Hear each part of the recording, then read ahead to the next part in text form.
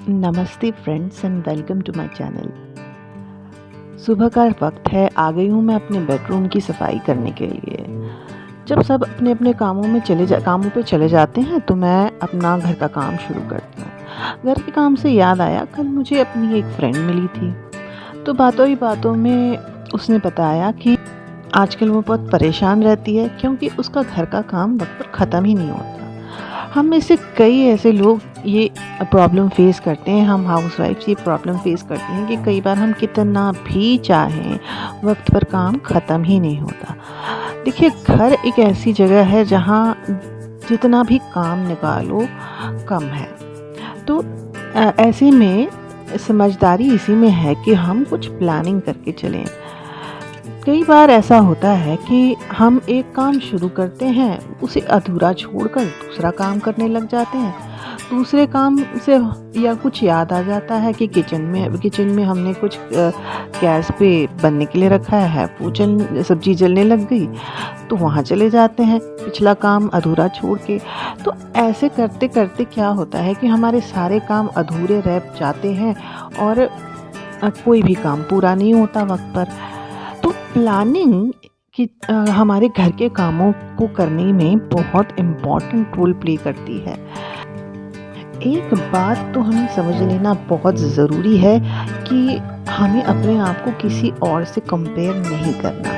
जैसे फ़लाँ मेरी फ्रेंड है जो कितनी जल्दी अपने घर के काम ख़त्म करके फ्री हो जाती है, हमेशा पूरा दिन वो फ्री रहती है और उसका घर भी व्यवस्थित रहता है।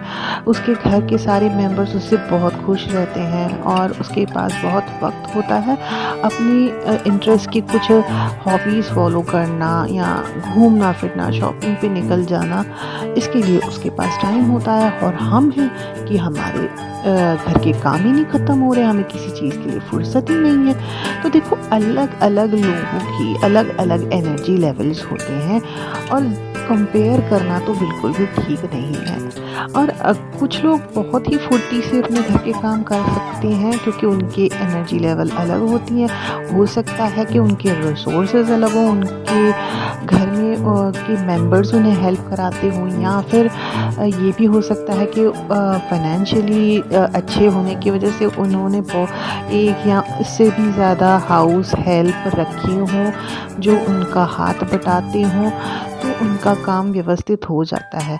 लेकिन फिर भी कुछ बातों का हमें ख्याल ज़रूर रखना चाहिए। देखिए, सबसे पहले ये देखिए कि अगर आप में एनर्जी लेवल कम है तो क्या आपकी सेहत ठीक है?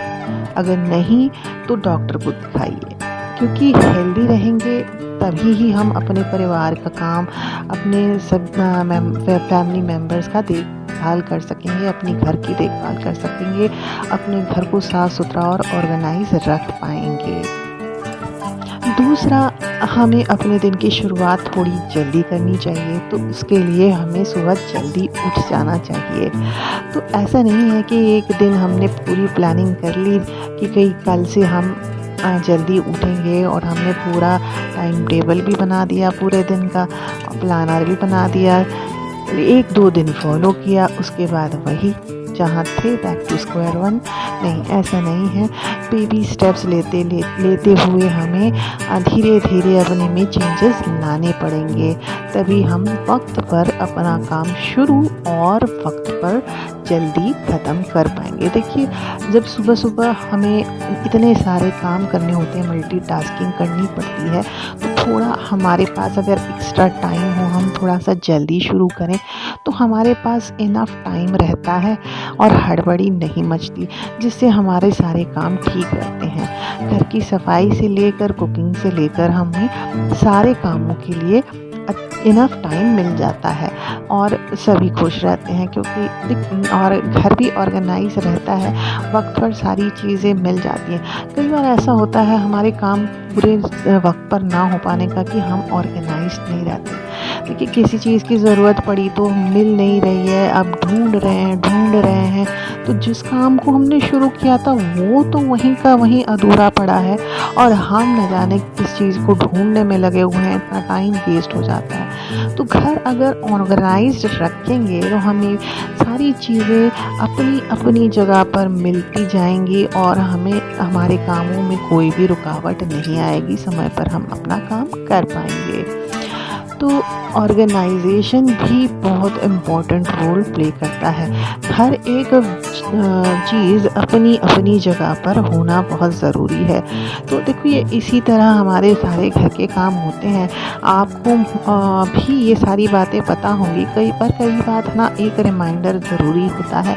हम सभी को पता होती है कि कैसे घर की सफाई करनी है, कैसे घर को मैनेज करना है, पर नहीं कर पाते हैं हम, और फिर हम परेशान होते रहते हैं। तो देखिए बातों में मेरे घर की बेडरूम की सफाई हो गई है और बेड बन गया है। आज के लिए बस इतना ही। अगले वीडियो में मिलते हैं किसी इंटरेस्टिंग टॉपिक के साथ। और हाँ, अब तक आपने मेरा चैनल सब्सक्राइब नहीं किया है तो प्लीज़ कर दीजिए, एक लाइक और शेयर भी कर दीजिए। धन्यवाद।